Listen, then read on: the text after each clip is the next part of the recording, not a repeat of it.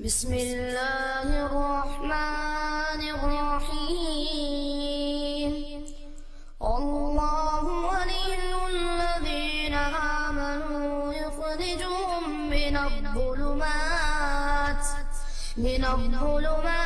إلى النور والذين كفروا أولياؤهم الطاغوت يخرجونهم من النور إلى الظلمات أولئك أصحاب النار هم فيها خالدون. إن الحمد لله نحمده ونستعينه ونستغفره ونعوذ بالله من شرور أنفسنا ومن سيئات أعمالنا من يهده الله فلا مضل له ومن يضلله فلا هادي له وأشهد أن لا إله إلا الله وحده لا شريك له. أما بعد فإن خير الحديث كتاب الله وخير الهدي هدي محمد صلى الله عليه وسلم وشر الأمور محدثاتها وكل محدثة بدعة وكل بدعة ضلالة وكل ضلالة في النار. أعوذ بالله السميع العليم من الشيطان الرجيم من همزه ونفخه ونفثه. بسم الله الرحمن الرحيم. يا أيها الذين آمنوا اتقوا الله حق تقاته ولا تموتن إلا وأنتم مسلمون. يا أيها الذين آمنوا اتقوا الله وقولوا قولا سديدا يصلح لكم أعمالكم ويغفر لكم ذنوبكم ومن يطع الله ورسوله فقد فاز فوزا عظيما. وقال الله تعالى في مقام آخر وسارعوا إلى مغفرة من ربكم وجنة عرضها السماوات والأرض وعدت للمتقین. محترم حضرات، تمام قسم کی تعریف و توصیف، حمد و ثنا، کبریائی و بڑائی اس اللہ رب العالمین کے لیے لائق و زیبا ہے جو ساری کائنات کا خالق و مالک ہے. وہی اللہ رب العالمین ہے جسے چاہتا ہے عزت دیتا ہے، جسے چاہتا ہے ذلیل و خوار کرتا ہے. وہی اللہ رب العالمین ہے جسے چاہتا ہے لا علاج بیماری میں مبتلا کر کے صحت و تندرستی سے نوازتا ہے، اور جسے چاہتا ہے چھوٹی سی چھوٹی بیماری میں مبتلا کر کے موت دے دیتا ہے. اس کے بعد درود و سلام ہو تمام انبیاء کرام علیہم الصلاۃ والسلام پر، بالخصوص آخری نبی سید الانبیاء سید المرسلین جناب محمد مصطفیٰ صلی اللہ علیہ وسلم پر. اللہم صلی علی محمد وعلی آل محمد کما صلیت علی ابراہیم وعلی آل ابراہیم انکا حمید مجید. اللہم بارک علی محمد وعلی آل محمد کما بارکت علی ابراہیم وعلی آل ابراہیم انکا حمید مجید. محترم حضرات، گزشتہ جمعہ میں نے آپ کے سامنے رمضان المبارک کو کیسے گزارنا چاہیے یا رمضان المبارک کے مہینے میں کن کن باتوں کا پاس و لحاظ رکھنا ضروری ہے، اس کے تعلق سے چند باتیں میں نے آپ کے سامنے رکھی تھی. اسی کی مناسبت سے اور دو چار باتیں آج کے خطبہ جمعہ میں آپ کے سامنے رکھنے کی کوشش کروں گا. اللہ سے دعا ہے کہ اللہ مجھے حق بات اور سچ بات کہنے کی توفیق عطا فرمائے، اور آپ تمام لوگوں کو حق بات اور سچ بات سننے کی توفیق عطا فرمائے. محترم حضرات، رمضان المبارک کا مہینہ جب آتا ہے تو اس میں سب سے پہلا کام ہمیں روزے رکھنا چاہیے. جیسا کہ گزشتہ جمعہ میں نے آپ کے سامنے جو آیت تلاوت کی تھی کہ شہر رمضان الذی انزل فیہ القرآن، رمضان کا وہ مہینہ ہے جس میں اللہ نے قرآن کو نازل فرمایا. ایک اور جگہ پر اللہ نے فرمایا یا ایھا الذین آمنوا کتب علیکم الصیام، اے ایمان والو تم پر روزے فرض کیے گئے ہیں. تو اس کی مناسبت سے ہر مسلمان مرد اور عورت کو چاہیے کہ رمضان کے روزے رکھیں، کوئی بہانہ نہ بنائیں۔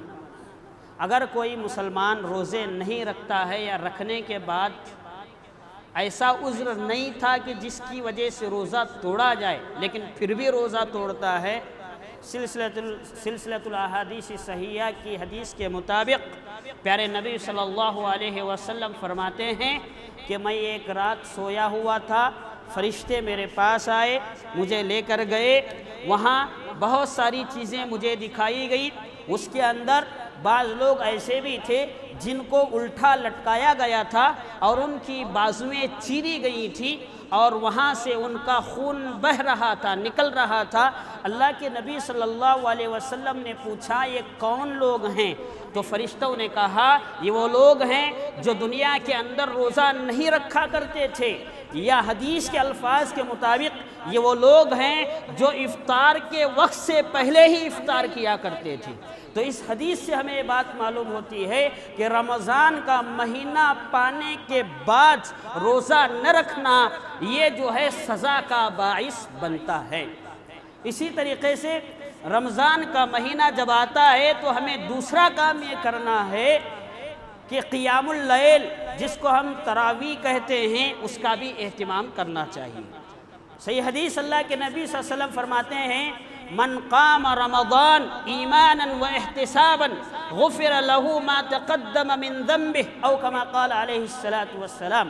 پیارے نبی صلی اللہ علیہ وسلم فرماتے ہیں جو کوئی بندہ رمضان میں نماز تراویح یا قیام اللیل کرتا ہے تو اس کی وجہ سے اللہ تبارک و تعالی اس کے گزشتہ گناہوں کو معاف کر دیتے ہیں۔ لیکن دیکھنے میں آتا ہے تراویح کی نماز تو لوگ پڑھتے ہیں لیکن اس میں سے بعض لوگ ایسے ہیں جو تراویح کی نماز نہیں پڑھتے ہیں، بازاروں میں یا حلقے بنا کر گروپ بنا کر بات چیت کرتے ہوئے ایسے ہی اپنے وقت کو ٹائم کو ضائع اور برباد کر دیتے، تو ایسا نہیں ہونا چاہیے۔ رمضان کا مہینہ آتے ہی قیام اللیل کا اہتمام کرنا چاہیے۔ اسی طریقے سے رمضان میں تیسرا کام کرنے کا یہ ہے کہ تلاوت کلام پاک قرآن مجید کی تلاوت کرنا چاہیے۔ اللہ نے فرمایا شہر رمضان الذی انزل فیہ القرآن، قرآن مجید کو اللہ نے ایسے مہینے میں نازل فرمایا جس کو مبارک مہینہ کہتے ہیں، رمضان کا مہینہ کہتے ہیں۔ تو جس مہینے میں قرآن نازل کیا گیا وہ مہینہ مبارک ہے، اور جو کتاب نازل کی گئی وہ کتاب مبارک ہے، اور اللہ تبارک و تعالیٰ نے فرمایا قرآن مجید کے اندر تمام بیماریوں کا علاج پایا جاتا ہے۔ اللہ تبارک و تعالیٰ کا فرمان ہے، شرط یہ ہے کہ اس یقین اور ایمان کے ساتھ قرآن مجید کی ہم تلاوت کریں۔ اور آپ کو معلوم ہے قرآن مجید کی رمضان میں تلاوت کرنا اس کا بہت زیادہ ثواب، اس کا ثواب ہم بیان نہیں کر سکتے ہیں۔ اللہ تبارک و تعالیٰ بے حساب ثواب دینے والا، بے حساب اجر دینے والا ہے۔ اور اللہ کے نبی صلی اللہ علیہ وسلم نے فرمایا اگر کوئی بندہ قرآن کا ایک حرف پڑھتا ہے تو اس کے بدلے اسے کتنی نیکیاں ملیں گی؟ ایک حرف کے بدلے 10 نیکیاں۔ اگر کوئی بندہ الف لام کہتا ہے تو 3 حرف ہو گئے تو 3 حرف کی وجہ سے کتنی نیکیاں اس کو ملیں گی؟ 30 نیکیاں۔ اگر اس کو بندہ قرآن کو رمضان المبارک کے مہینے میں پڑھتا ہے تو اللہ ہی بہتر جانتا ہے کہ اس کا بدلہ، اس کا ثواب، اس کی نیکیاں، اس کا اجر اللہ تبارک و تعالیٰ کتنا زیادہ دے سکتا ہے۔ تو بہرحال رمضان المبارک کے مہینے میں قرآن مجید کی تلاوت کرنا مسلمانوں کو ضروری ہے یا چاہیے۔ یہاں ایک بات سمجھنے والی یہ ہے کہ بعض لوگ یہ سمجھتے ہیں کہ قرآن مجید ختم کرنے کا مطلب یہ ہے کہ تراویح، نماز تراویح کے اندر ہی قرآن ختم کرنا ہے۔ یہ فرض نہیں ہے۔ قرآن مجید کو نماز تراویح میں ختم کرنا کوئی حافظ، کوئی امام، یہ فرض نہیں ہے۔ ضروری یہ ہے کہ قرآن مجید کو ہر مسلمان، چاہے مرد ہو عورت، چاہیے اس کو چاہیے کوشش کرے کہ رمضان کے مہینے میں کم سے کم ہمارا یہ قرآن مجید ختم ہو جائے۔ اس کو پڑھنے کا ایک طریقہ کیا ہے؟ ہر فرض نماز کے بعد یا فرض نماز سے پہلے 4 صفحات 4 پیج اگر آپ قرآن مجید کو رمضان کے مہینے میں روزانہ ہر نماز سے پہلے یا بعد میں پڑھیں گے تو انشاءاللہ پورے رمضان میں مکمل قرآن مجید آپ کا ختم ہو جائے گا۔ تو اس لیے ہم کو چاہیے کہ رمضان میں تلاوت کلام پاک کا بڑا اہتمام کریں۔ اسی طریقے سے رمضان کے مہینے میں صدقہ و خیرات کا بھی اہتمام کریں۔ اللہ نے جتنا مال آپ کو دیا ہے، اللہ تعالیٰ نے آپ کی جیسی حیثیت رکھی ہے، صدقے دل سے اللہ کو خوش کرنے کے لیے، اللہ کو راضی کرنے کے لیے، اللہ کے راستے میں رمضان المبارک کے مہینے میں صدقہ و خیرات کا اہتمام کریں۔ اسی طریقے سے رمضان میں اعتکاف کا بھی مسئلہ آتا ہے، تو اعتکاف کا بھی ہم مسلمانوں کو اہتمام کرنا چاہیے۔ اگر کوئی بندہ اعتکاف میں رہ کر اللہ کی عبادت کرتا ہے تو ایسے لوگ اللہ کے نزدیک ہوتے ہیں، اللہ کا تقرب حاصل کرتے ہیں۔ اسی طریقے سے رمضان میں آخری عشرے میں 5 شب قدر آتی ہیں۔ پیارے نبی صلی اللہ علیہ وسلم نے فرمایا ان 5 راتوں میں، ان 5 شب قدر میں تم لیلۃ القدر کو، جس کے بارے میں اللہ نے فرمایا لیلۃ القدر خیر من الف شہر، ان 5 راتوں میں تم تلاش کرو۔ اور اس ایک رات کی عبادت کا ثواب کتنا ہوگا؟ 1000 مہینوں سے بہتر۔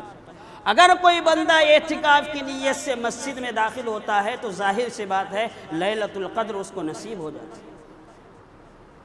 تو بہرحال خلاصہ کلام یہ ہے کہ رمضان المبارک کے مہینے میں زیادہ سے زیادہ ہمیں نیکیاں کرنا چاہیے، ثواب کمانے کی نیت ہماری ہونی چاہیے۔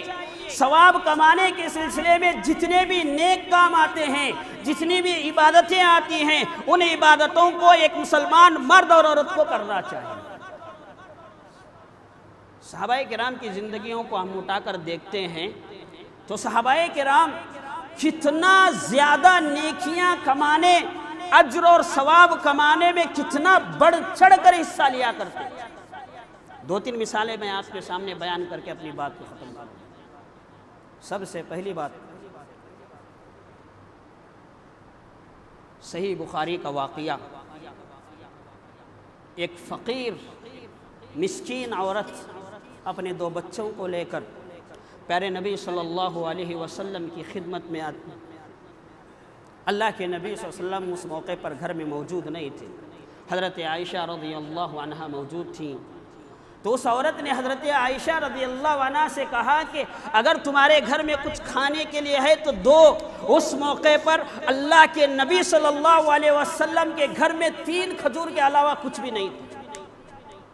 سوچنے والی بات ہے، میں آپ کو کہہ رہا ہوں، سنا رہا ہوں، بیان کر رہا ہوں، کرنے والے کو اچھا لگتا ہے، سننے والوں کو اچھا لگتا ہے، لیکن اس کی گہرائی میں سوچنا سمجھنا یہ بہت ہی بڑی بات ہے اور یہ بہت ہی اعلیٰ درجے کی بات ہے۔ اللہ کے نبی صلی اللہ علیہ وسلم جو دنیا میں سب سے بہترین انسان اور دنیا میں جتنے انبیاء آئے ان تمام انبیاء کرام میں سب سے بڑا مقام، سب سے بڑا درجہ اگر کسی کا ہے تو اللہ کے نبی صلی اللہ علیہ وسلم کا ہے۔ ایسی عظیم شخصیت کے گھر میں اس موقع پر کھانے کے لیے صرف 3 کھجور ہیں۔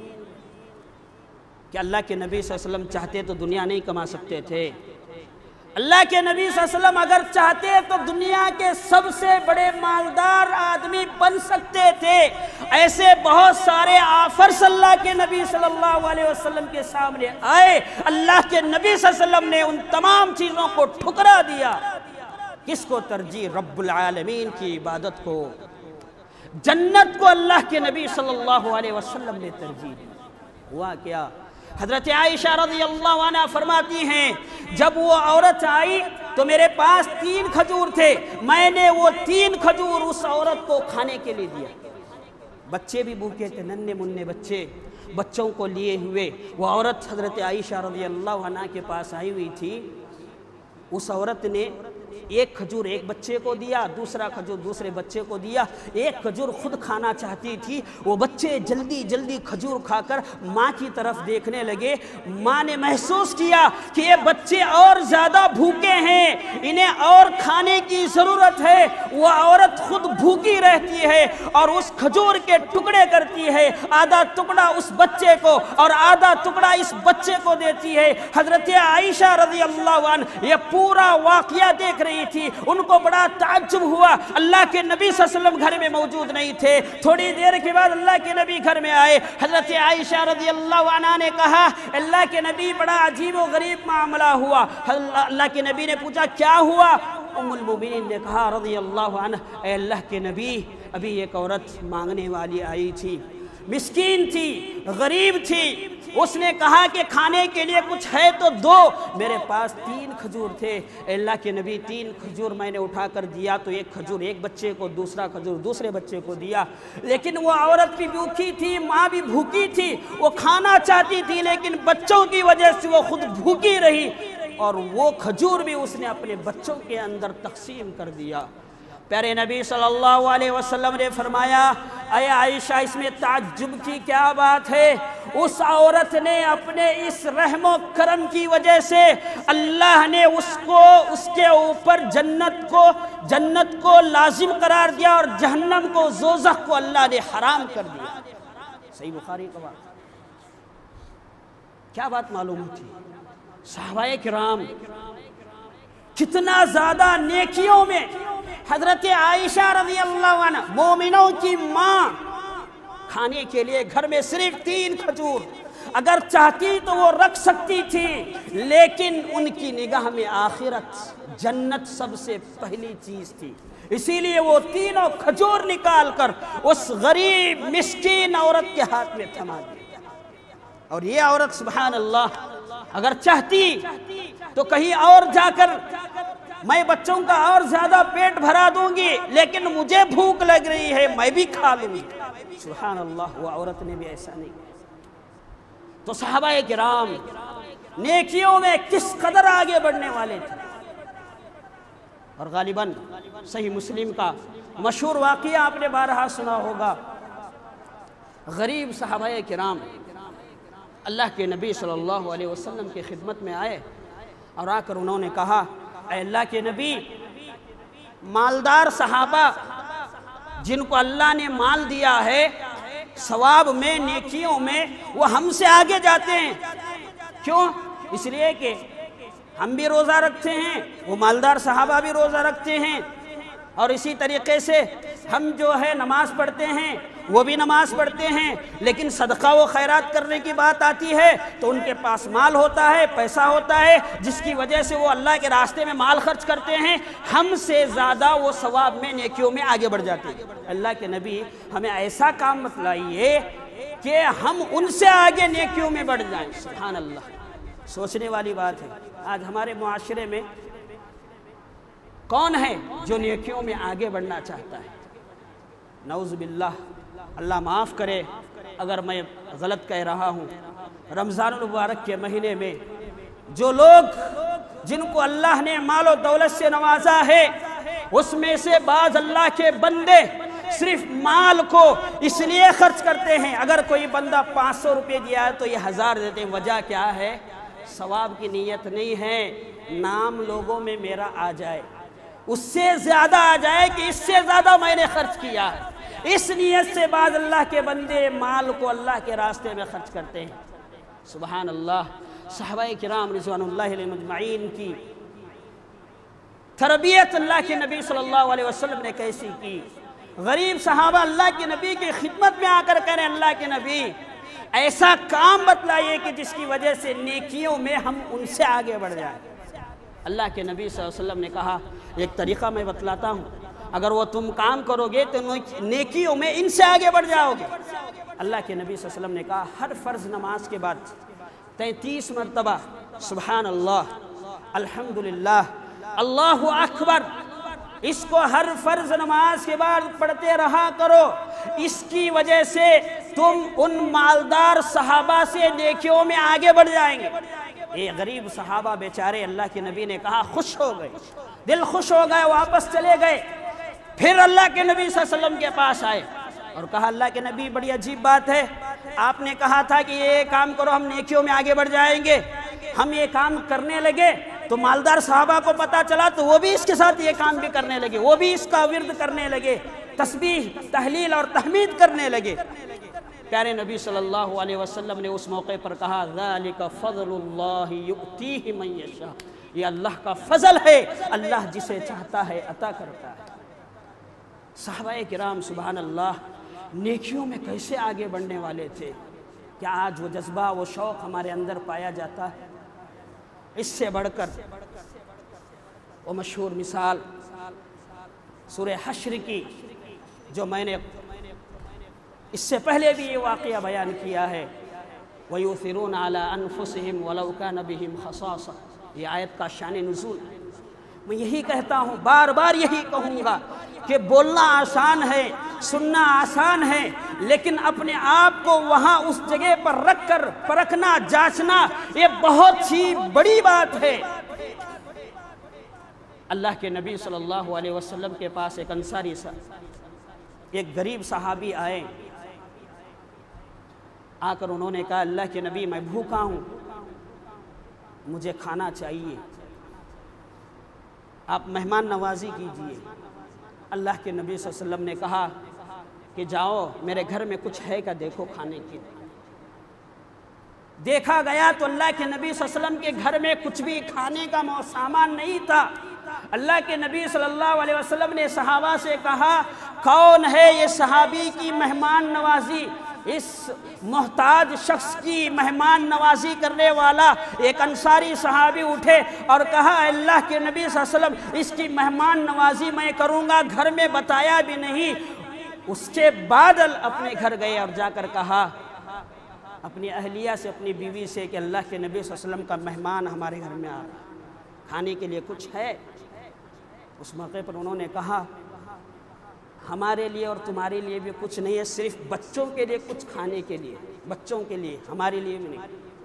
اس موقع پر انہوں نے کہا ہم ایسا کرتے ہیں جب وہ صحابی آئیں گے چراغ لگائیں گے تو کھاتے ہوئے چراغ کو گل کر دیں گے، بجھا دیں گے، اور ہم کھانے کی ایکٹنگ کریں گے، کھانے کا ایکشن ایسا کریں گے کہ مہمان کو ایسا لگ جائے کہ ہم بھی کھا رہے ہیں۔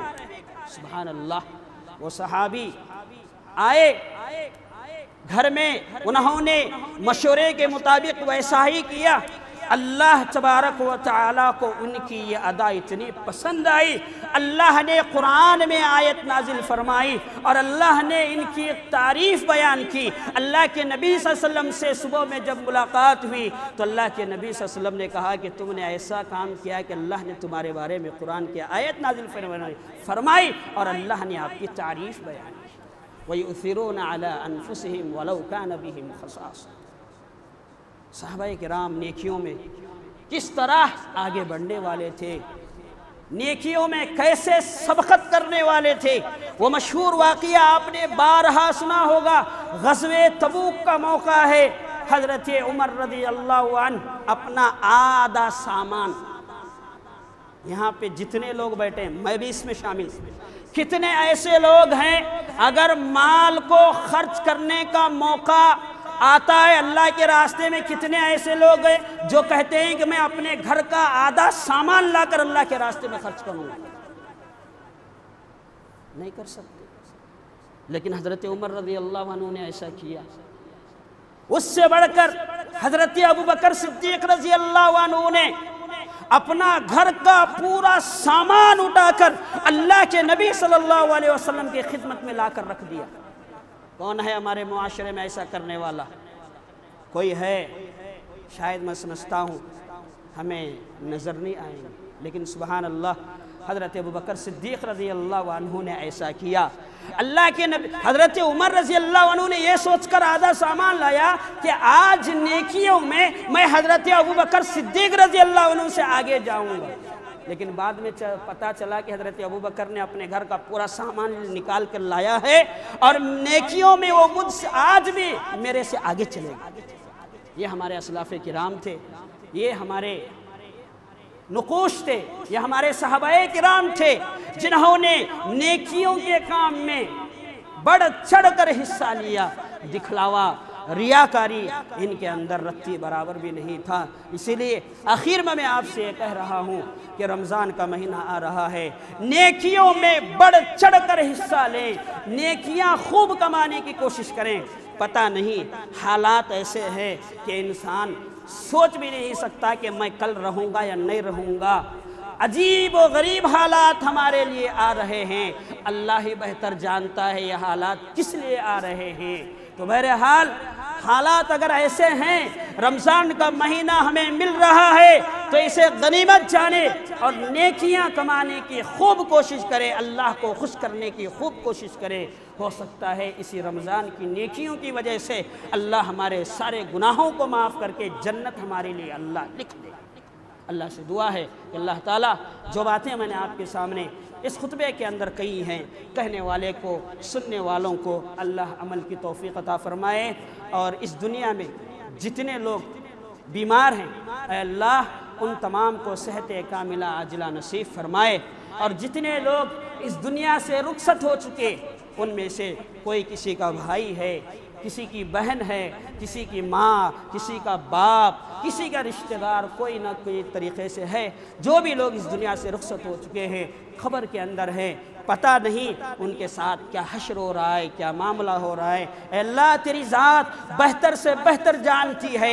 اے اللہ ہم دل کی گہرائیوں سے دعا کرتے ہیں رسول صلی اللہ علیہ وسلم کے منبر پر، اے اللہ ان تمام لوگوں کی چھوٹی موٹی غلطیوں کو معاف کر کے اے اللہ ان کی قبر کو جنت کے باغوں میں سے ایک باغ بنا دے۔ اے اللہ ان کو قبر کے اندر اے اللہ ان کی قبر کو کشادہ کر دے، اے اللہ ان کو جنت الفردوس میں داخلہ نصیب فرما۔ آمین ثم آمین۔ وما توفیقی الا باللہ علیہ توکلت و الیہ انیب۔